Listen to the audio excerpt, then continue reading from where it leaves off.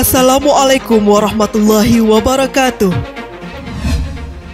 Sahabat Buya Milenial, saat ada orang yang meninggal, orang lain harus mengurus jenazah. Dalam Islam, mengurus jenazah hukumnya fardu kifayah.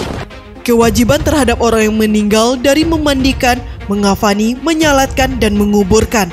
Semua itu dilakukan oleh keluarga bersama tetangga.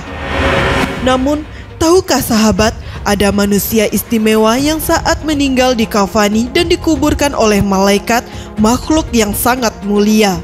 Manusia istimewa yang dikafani dan dikuburkan oleh para malaikat tersebut adalah Nabi Adam alaihi salam.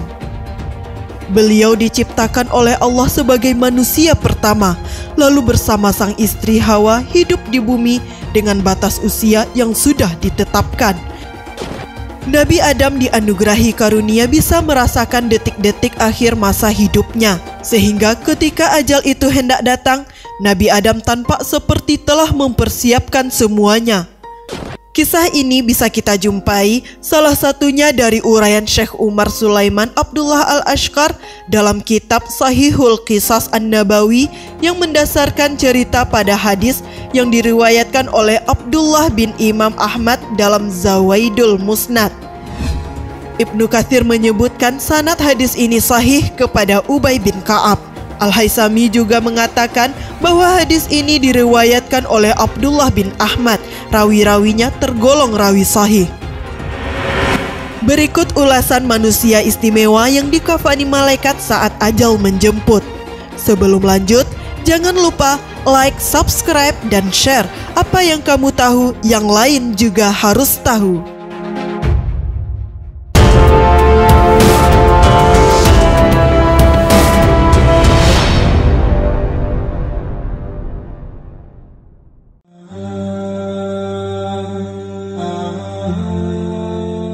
Sahabat Buya Milenial, ketika ajalnya akan datang, Nabi Adam memulainya dengan mengajukan permintaan terakhir kepada putra-putranya, yakni ingin memakan buah surga. Permintaan ini sulit bila harus dimaknai secara harfiah, karena di alam dunia yang serba fana ini, buah surga mustahil ditemukan. Surga hanya ada di alam akhirat. Sebab itulah ada ulama yang menafsirkan bahwa permintaan akan buah surga merupakan isyarat bahwa Nabi Adam tengah dilanda rindu akan kebahagiaan surgawi yang pernah beliau tinggali sebelum turun ke bumi. Inilah sinyal bahwa kewafatan beliau semakin dekat. Meski demikian, sebagai anak berbakti, para putra Nabi Adam tetap berangkat mencarikan buah surga. Namun, tak jauh usai meninggalkan sang ayah, perjalanan mereka dihadang oleh sejumlah lelaki. Wahai anak-anak Adam, apa yang kalian cari? Atau apa yang kalian mau? Dan kemana kalian pergi? Mereka menjawab, bapak kami sakit, beliau ingin makan buah dari surga. Pulanglah, karena ketetapan untuk bapak kalian telah tiba. Pinta para lelaki itu yang ternyata adalah para malaikat yang sedang menjelma manusia. Di tangan mereka sudah tersedia kafan, wewangian, serta sejumlah perangkat yang lazim diperlukan untuk menggali kubur seperti kapak, cangkul, dan sekop.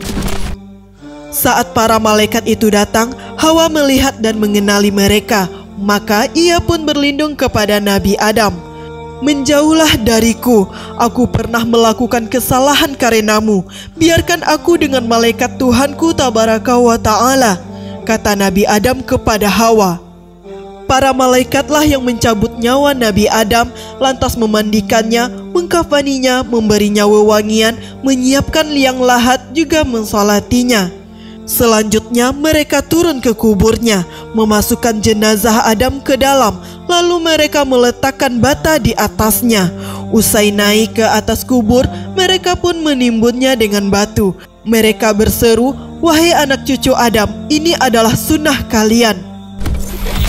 Rupanya Nabi Adam mempersiapkan pelajaran berharga bagi generasi berikutnya tentang bagaimana semestinya memperlakukan orang meninggal. Manusia tak hanya dihormati ketika masih hidup, tapi juga saat mereka mati. Standar penghormatan pun tak berlebihan.